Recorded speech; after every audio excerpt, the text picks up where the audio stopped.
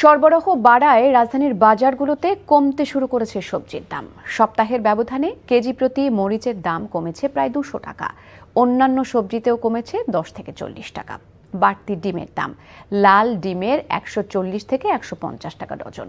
Broiler মুরগির দামও ঊর্ধ্বমুখী। মাছের দাম গড়ে বেড়েছে কেজি প্রতি প্রায় 50 টাকা। দাম কিছুটা কমতির দিকে গরুর মাংসের, জানাচ্ছেন সেলিম মালিক।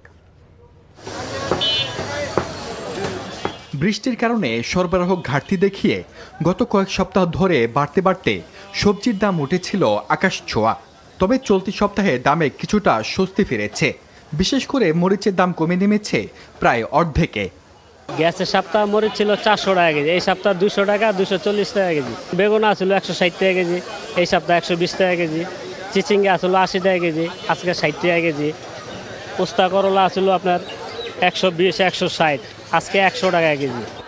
রাজধানীর মোহাম্মদপুর টাউন হল বাজারে বাড়ন্ত ডিমের দাম কয়েক সপ্তাহে বেড়ে দাঁড়িয়েছে 140 থেকে 150 টাকা ডজন। গত সপ্তাহে আমরা 130 টাকা বিক্রি করছি, এই সপ্তাহে 140 টাকা বিক্রি করতেছি। ডিমের সঙ্গে ঊর্ধ্বমুখী মুরগির দামও। ব্রয়লার মুরগি কেজিতে বেড়েছে 10 টাকা। ব্রয়লার মুরগি গত সপ্তাহে ছিল 190 টাকা কেজি, এই সপ্তাহে 200 টাকা কেজি। সোনালি 330 টাকা 20 টাকা কেজি বেচছি আমরা।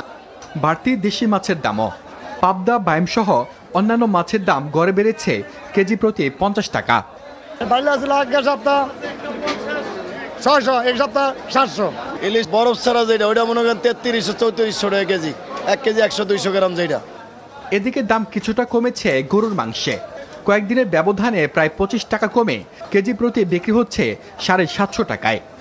গরুর একটু দাম বেশি, আগে 800 টাকা বেচতাম, এখন বেঁধে কিনি কম দেখে এই সপ্তাহে আমরা 750 টাকা বেচতে আছি। বাজারে প্রায় সব ধরনের চাল বিক্রি হচ্ছে গত সপ্তাহের দামেই।